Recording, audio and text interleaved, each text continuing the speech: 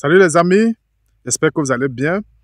Voilà, je fais cette petite vidéo avec beaucoup de tristesse, hein. Vous savez, suite à la vidéo où j'ai parlé du Niger, voilà, que le Niger nous donne une leçon de panafricanisme. Voilà, et il y a un abonné qui a répondu en commentaire en disant que il ne faut pas aller saturer là-bas au Niger. Il faudra apprendre à s'intégrer dans le Niger. Il ne faut pas ramener la mentalité de la discrimination, du tribalisme. Entre parenthèses, c'est mon village, du sectarisme. Tous les Nigériens sont désormais frères et égaux. Chacun connaît la valeur de l'autre. À bon entendeur, salut.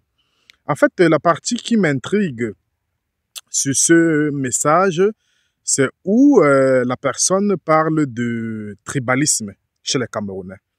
Vous voyez, le frère du village. Vous voyez que le tribalisme bat son plein au Cameroun, les amis. Le tribalisme, c'est un gros problème. Et actuellement, le Cameroun est à l'agonie. Vous savez, c'est un pays à l'agonie. C'est un pays malade. Vous voyez, et un pays qui a tant de richesses, un grand potentiel, mais qui est en banqueroute. Et c'est très grave pour nous, les Camerounais. Vous voyez, de s'enfermer dans les mentalités tribales. Et jusqu'à ce que les Camerounais de la diaspora se plongent dans ça. C'est très dangereux, le tribalisme pour un pays. Le tribalisme, c'est un sentiment de mal-être, c'est un sentiment d'échec de la politique, c'est un sentiment d'inégalité sociale ou alors d'inégalité de répartition des richesses, mes amis. Donc, c'est tout ça qui crée des frustrations et qui exacerbe le tribalisme. Même en Europe, en Italie, par exemple, il y a des nordistes, il y a des sudistes, il y a aussi de tribalisme, mais l'État sanctionne ça. Ce qui fait que ça reste que dans les casiers et ça ne se fait pas sentir. Mais chez nous, on ne sanctionne pas le tribalisme. On laisse faire, on laisse pourrir la situation et ça amène à la sécession, aux idées de sécession. Vous voyez déjà dans la partie anglophone du pays, voilà, il y a déjà une sécession. Donc, des gens qui disent qu'ils ne veulent plus appartenir au Cameroun, qu'ils ont créé leur pays qu'on appelle l'Ambazonie. Vous voyez? Et tout récemment, il y a des Bamileke aussi qui disent que, certains, qui disent qu'ils vont créer la All Bamileke Convention. Vous voyez? Donc, ils vont créer le Bamiland ou le Grassfield Land. Vous voyez que c'est né des frustrations. Et le Nord Cameroun aussi est en train de réclamer, de dire maintenant c'est notre tour. Vous voyez? Donc, le Cameroun aujourd'hui est plongé est asphyxié par les tribus, par la mentalité tribale. C'est ça qui fait en sorte que ça n'avance pas. C'est ça qui fait en sorte que ça ne bouge pas.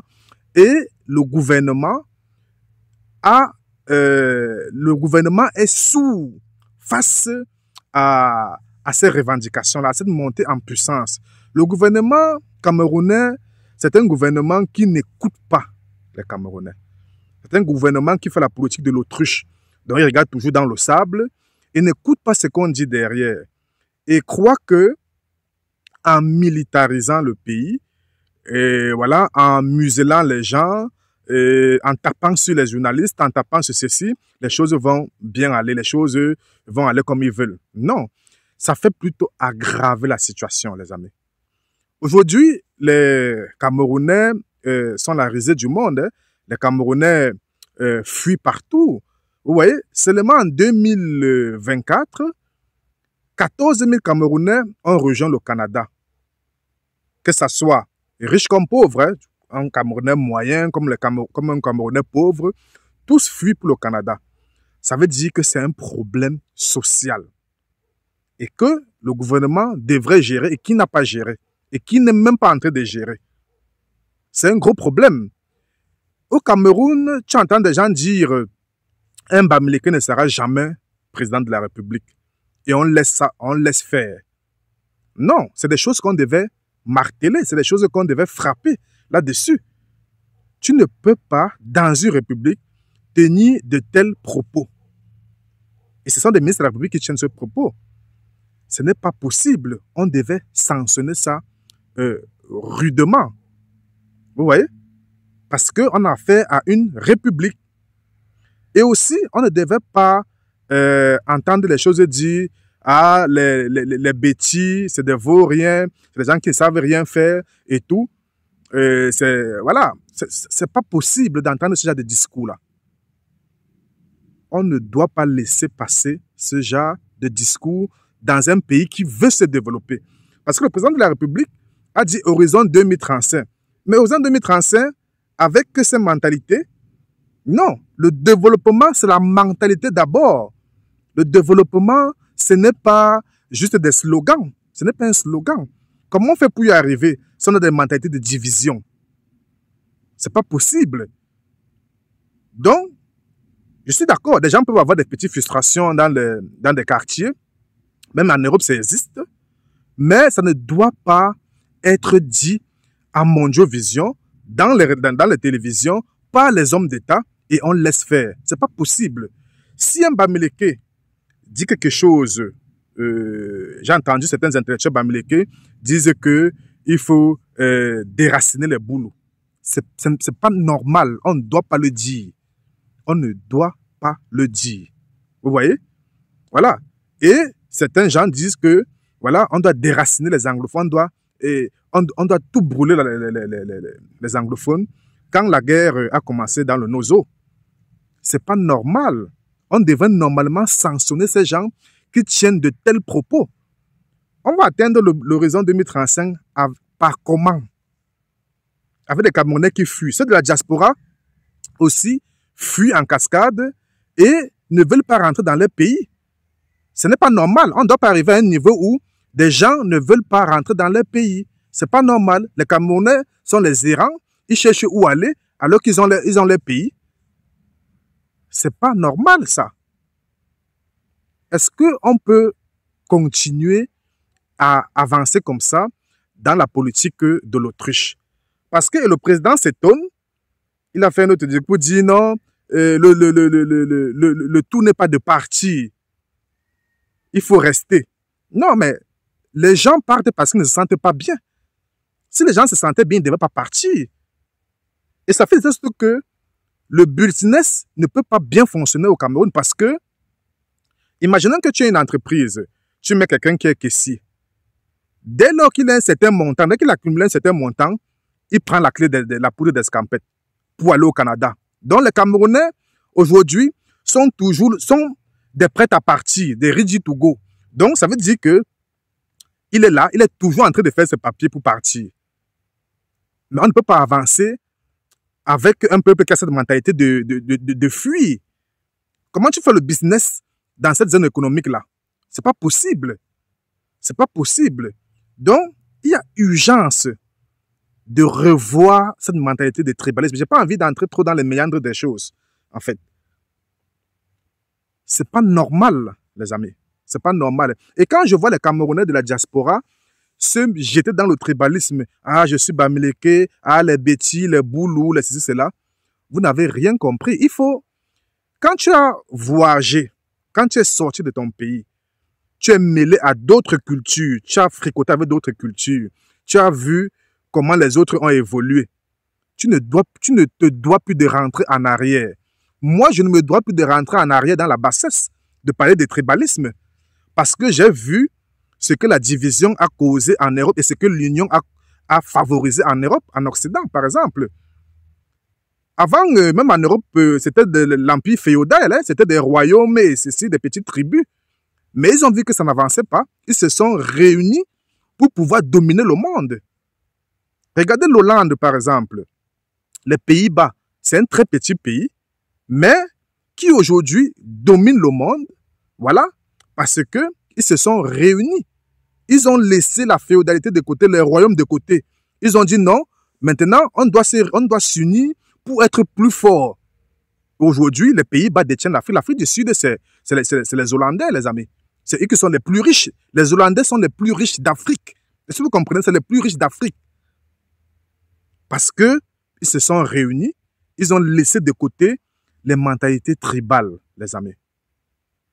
Donc, c'est inadmissible qu'un Camerounais de la diaspora se jette dans le tribalisme. C'est inadmissible. Ça veut dire que c'est un con. Ça veut dire, excusez-moi le thème. Ça veut dire que il est sorti, mais il n'apprend pas de ce chez qui il vit. Il n'apprend pas. Pourtant, il a eu la chance de sortir, de fricoter avec certaines mentalités évoluées qui ont dépassé certains niveaux. Mais on te ramène toujours dans le... Mais il te parle du tribalisme. Non et non. Ça, c'est une politique, c'est un plan pour nous diviser et pour que nous puissions rester en arrière. Et moi, je lance un message à la diaspora de ne pas tomber dans le tribalisme, les amis. De rester unis et de rester soudés. Le tribalisme n'apporte nulle part. Ça crée juste des déboires. Imaginez que oui, les Bamileke créent leur territoire avec les anglophones et tout. Comment ça va se passer? Vous êtes un petit territoire, vous n'avez pas de richesses. Vous êtes faible. On peut vous n'avez pas l'accès à la mer et tout. Bon, vous allez dire que du côté de Bamenda et tout, il y a l'accès à la mer et tout ça. Mais c'est pas normal. Plus on est unis, plus on est grand, plus on est fort. Faut jamais perdre de vue cela, les amis. Donc, les Camerounais aujourd'hui ne doivent pas être la risée. Les Camerounais, c'est des peuples braves. Les Camerounais, c'est des peuples battants. Les Camerounais, c'est des peuples panafricains, les amis. Les Camerounais l'ont toujours été. Il faut écouter l'histoire du Cameroun pour comprendre. Il y a beaucoup de Camerounais qui se sont battus en Angola pour la libération de l'Angola. Si peut-être les gens ne le savent pas. Beaucoup de Camerounais qui se sont battus pour la libération de l'Angola. Il y a beaucoup de Camerounais ministres en Angola.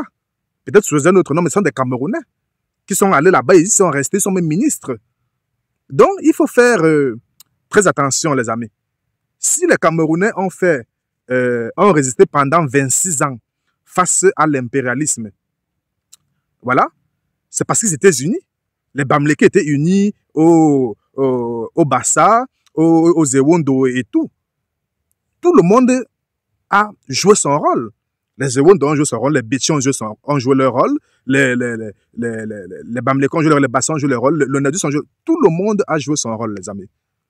Il est inadmissible que en 1972, le Cameroun devient République du Cameroun et République unie, et qu'en 2025, on retourne dans la balkanisation, dans la séparation. On retourne en arrière. Non, ce n'est pas possible pour un peuple, pour le Cameroun ne mérite pas ça. Le Cameroun, c'est un grand pays, et les Camerounais, ce sont des braves personnes. On ne mérite pas cette attitude-là. Donc, ceux qui pensent au tribalisme, qui font le tribalisme, réfléchissent par deux fois. Et à la dame, je ne sais pas si c'est une dame qui a fait le commentaire là, moi, je ne suis pas dans le tribalisme, en fait. Je m'inscris en faux dans le tribalisme. Moi, je parle du panafricanisme, de l'union de tous les Africains. Donc, c'est pour cela que quand il y a un problème au Gabon, on parle. Vous avez déjà parlé du Gabon. Quand ça ne va pas, si c'est pour le Niger, on parle du Niger. Et je vais parler, il y a beaucoup de pays dont je vais parler. On parle de l'Afrique, les amis. Et on ne doit pas nous ramener dans des mentalités rétrogrades au Moyen-Âge, les amis. Évoluons, avançons. Arrêtons les mentalités tribales. Donc, si le Cameroun veut s'en sortir, le gouvernement camerounais doit écouter ses enfants. Il doit prendre des décisions claires. Sinon, ça sera comme un boomerang qui va le frapper au visage tôt ou tard, les amis. Donc, dites-moi ce que vous en pensez en commentaire. Portez-vous bien.